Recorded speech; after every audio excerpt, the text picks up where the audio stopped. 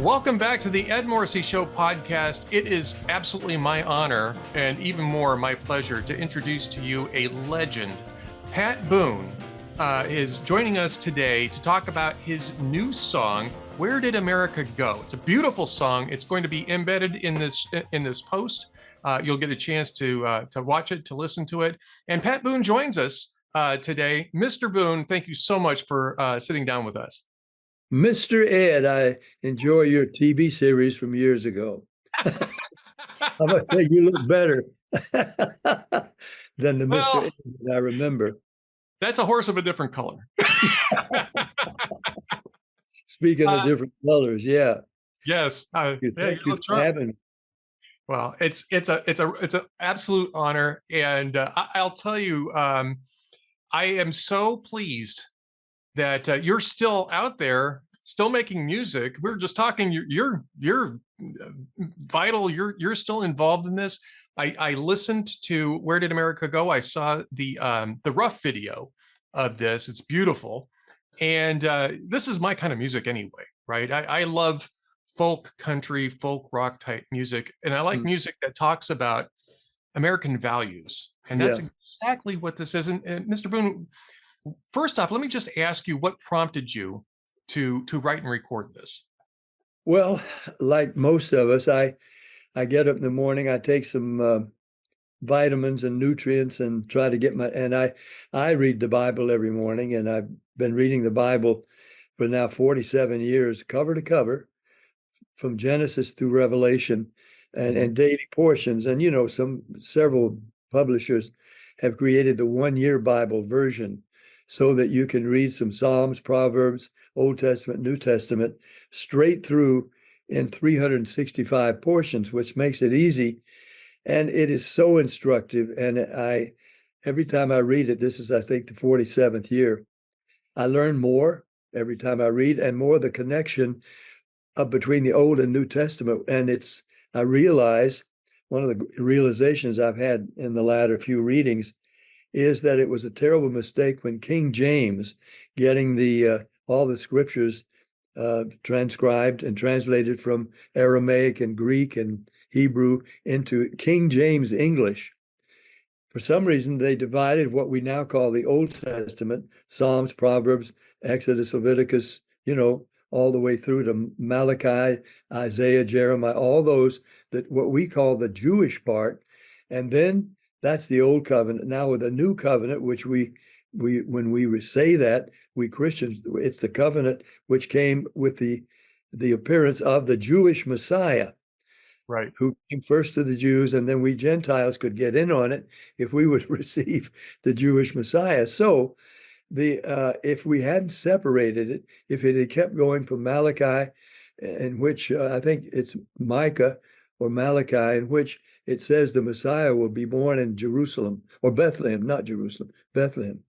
And we'd kept going into Matthew, Mark, Luke, and John, we would realize the whole Bible is written by Jews, about Jews, for Jews, all about little Israel, from whom would come a Messiah, a Jew, and he would come first to his own tribe, the Jews, and then we Gentiles, as Isaiah, Jeremiah, and all the prophets did prophesy, that we would be able to become members of God's chosen family. So if we read the Bible that way, with that knowledge, there would not be any anti-Semitism. And of course, really with historic Christianity, there is no anti-Semitism. However, in woke stuff that's happening now, here we are in America today, which is why I had to write the song, where we have parades on college campuses and protests, and actually anti-Semitic. I mean, it is astonishing to think that the same forces that led to Hitler's Nazi Germany are operating full steam now with, we're having to really stand up and try to resist it, or it can take over. So this song, I'm a big Bob Dylan fan, and I loved his Blowing in the Wind. I loved that song and what it did and it was just recorded with himself, his rhythm guitar, and a harmonica, which is on his chest. He blew his own harp. So that song affected our society, and I knew that's what we needed now. And so I purposely went across the street to Michael Lloyd's professional studio, big movie and record producer, friend of mine, strong Christian. And I said, "Look, I want to record something that sounds like we did it in the garage. I want Ah, it. I want to do a song that sounds like Dylan's "Blowing in the Wind."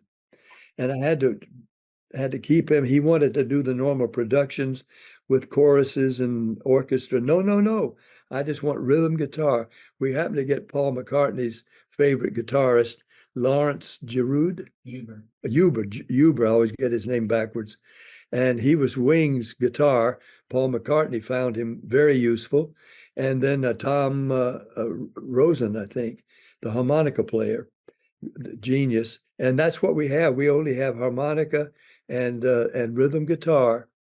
And so I wanted consciously for it to sound like another blowing in the wind with the same meaning and the same uh, audience, not Republican, Democrat, or any other kind of divisions. We need to be one nation under God.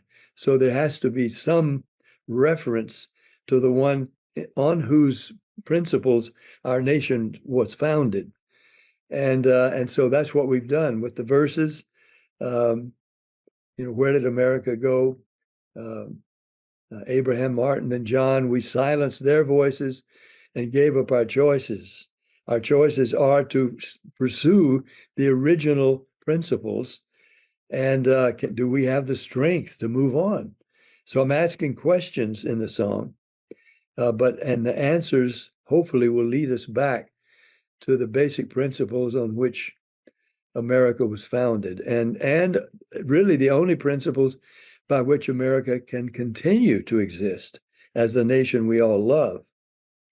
Mr. Boone, you actually provide a solution too. I mean, one of the lyrics in here is that old Constitution still holds the solution, right? And I'm a big fan of the American Constitution and the Yeah, original way that it structured government, yeah. which And was it to was based, as you know, it was based on biblical principle. All of our founders were guided by the Bible. They even went to the famous English barrister who gave them a lot of their solid foundations on which the founders they wanted to create what in their minds would be a modern Israel, God's chosen people, a perfect nation that was pleasing not just to the people and the citizens, but to God Himself.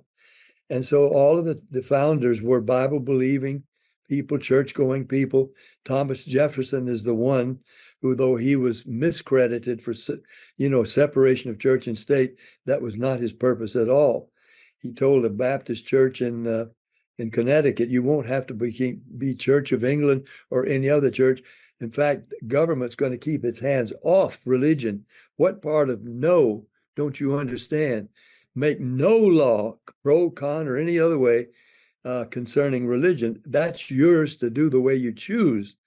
And so that's why we had become the nation that was deemed really the best nation that's ever existed, except for Israel. But Israel, of course, they gave up many of their choices and were sent into captivity twice and finally banished for 2,000 years. But God promised He would bring them back together, and now in our day He has. But the solutions are all in the Bible, and that's why I also say that old family Bible still holds our revival or yes. survival, and so that's it's not meant to be overly Christian. It is biblical, yes, but that should include most anybody, even folks who are not necessarily Christian or Jewish. But the principles in the Bible are the ones on which this nation was built and has survived till now. Well, I think what it harkens back to is the sense of America as a godly nation, right? And Yeah, that doesn't necessarily mean sectarianism. It just means a right. godly nation, a nation that understands that there's a creator. And Yeah. it's in our foundational documents. Yeah. And that's where we get our own unique individual dignity, and government is supposed to be structured to respect that. And I mean, you've been a recording artist for, I'm not even going to say how many years. I mean, it's just, you've been around for, I'll uh, tell you, an, it's 70, so, 70 I, years. I wasn't going to say that, but 70 years. And so when you started out, I don't think that that was even a controversial No, point of view. no, no. And the Pledge of Allegiance, one nation under God. Now that people trying to take under God out of our pledge, they want to take in God we trust off our currency, which has been there. That was Ben Franklin when he was designing our currency. He's the one that not only put in God we trust, but if you look closely on most of our currency, there's a Jewish menorah on our currency. Most people Right. don't know that. You have to look for it, but it was there from the beginning. And in God we trust. Now, do you hear that siren? I think that's Always because fine. here in Beverly Hills, we have some of the same problems, including home break-ins, Yep. including riots, including tent cities, just like San Francisco. As we've opened our borders and let anybody and everybody come in, so we have anywhere between 10 million and 20 million people. We don't know who they are and where they are and why they're here. And we're giving up our liberties, giving up our boundaries, our borders, not just the border of geographically, but the borders of our actions. You know what the the historian de Tocqueville wrote when he was looking at this fledgling nation that was already becoming great. He said, what are the reasons? Well, America is great because America is good. And if America ceases to be good, she will cease to be great. Well, where did the goodness come from? And that's where the Bible is involved. And that was, part of the founding fathers' philosophy was that this was they were creating a structure of government and of a state that was designed for a population that was instructed in virtue, right? In goodness. Because the only way that self-governance works is if you have uh, a formation, if you will, of the people who live within it to towards virtue. And Yes. it's and then it also at the same time has checks and balances for when people aren't so virtuous, Yeah. so that Yeah. you can make sure that you can address those things through self-governance. That I want to go back. self-governance is such a vital, the choices that people make. They assumed, being Bible believing and moral people themselves, that people were going to want to be governed and would govern themselves with those moral and biblical principles. They just assumed that. That's what we all wanted. And it was Lincoln who said, described our government as of, by, and for the people. And Jefferson, we hold these truths to be self-evident. All men are created equal. Now, those couple of those founding fathers, Washington and Jefferson, yes, they did have slaves because it was part of the culture worldwide at that time. And so they inherited in their families, not they slaves, Jefferson and Washington, but both of them uh, realized that this was not the way other human beings. In fact, Jefferson married one and had kids with Sally Hemings. But I mean, we know these things. There was a breaking down of these social mores that were wrong. And so Abraham Lincoln came along and absolutely abolished.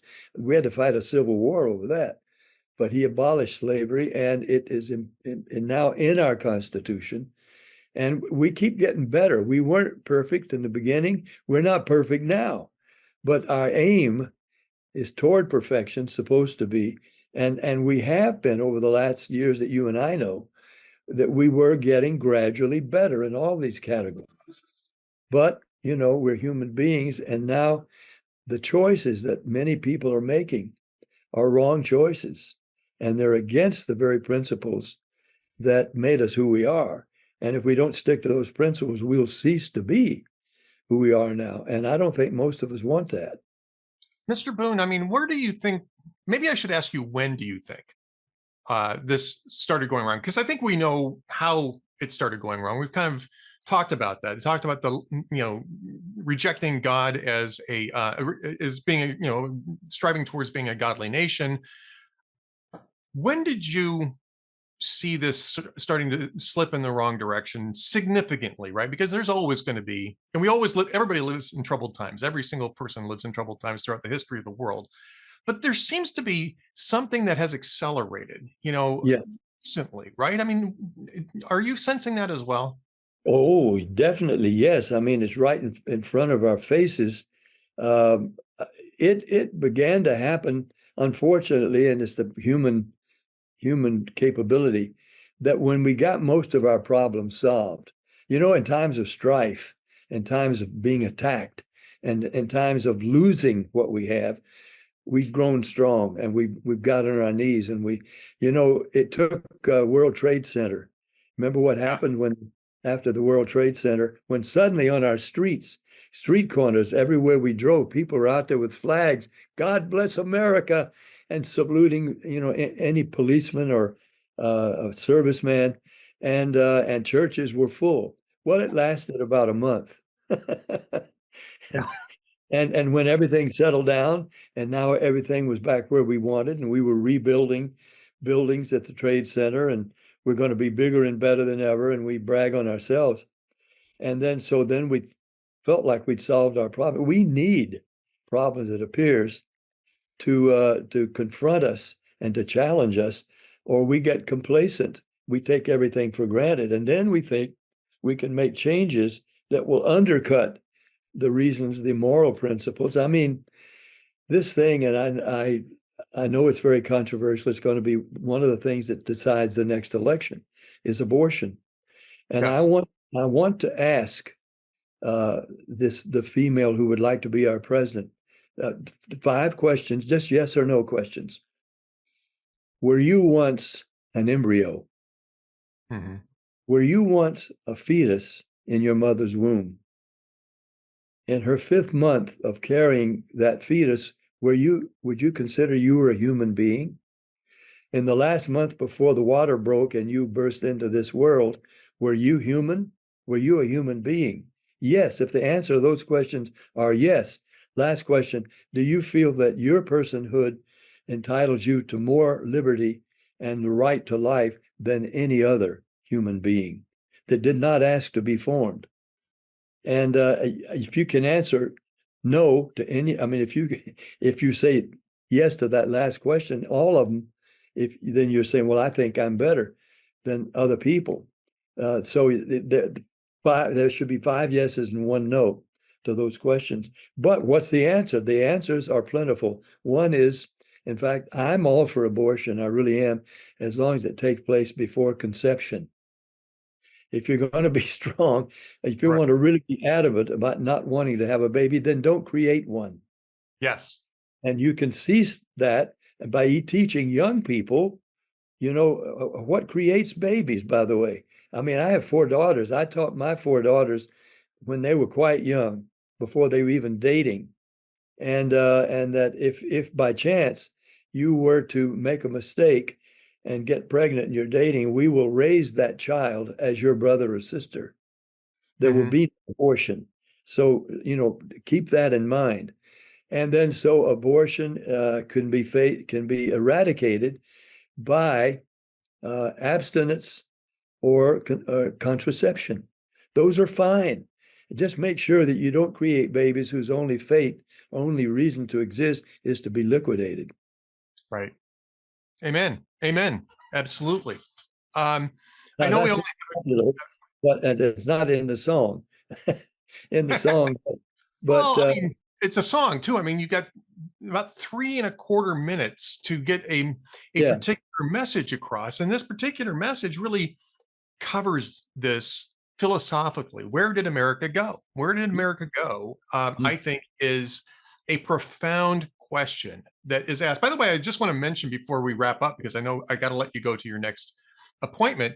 The Nashville Country Music Entertainment newspaper is declaring this the video of the week, which is, congratulations on that. This is, and apparently it's going viral. I think you said it on is. TikTok. Is that right? Yeah, I was not on TikTok before, but I'm all over TikTok now. I mean, it's growing by the millions, and all of the not just on TikTok, but all the Amazon all the social media are finding about this song, and people telling other people, "Oh, you got to hear this," and I want to hear it.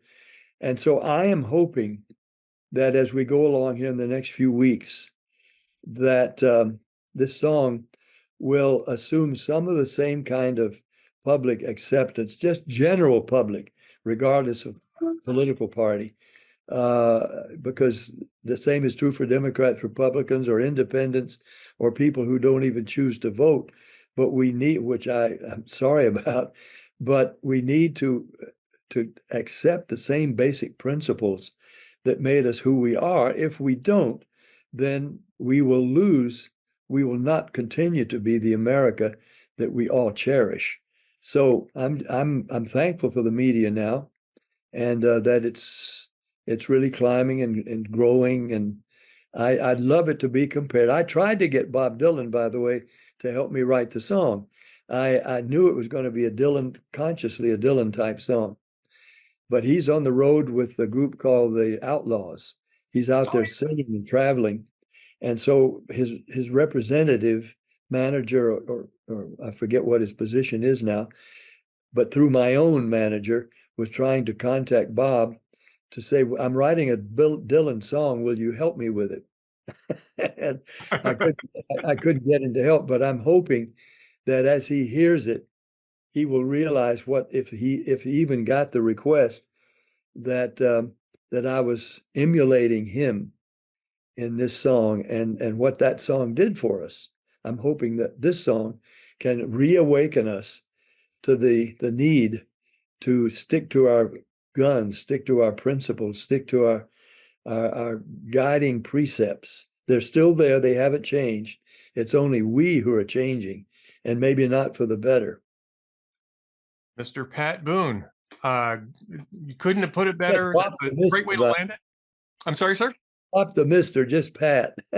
Well, Pat, thank you so much for doing this. By the way, you can go to patboone.com. There's also going to be links to, and I'll have it in the post, to Facebook, Instagram, Twitter/X, YouTube, and we'll also have, of course, the video itself in the post. You'll see it as this interview goes live on Hot Air. And again, Pat, thank you so much for doing this today. Ed, thank you so much.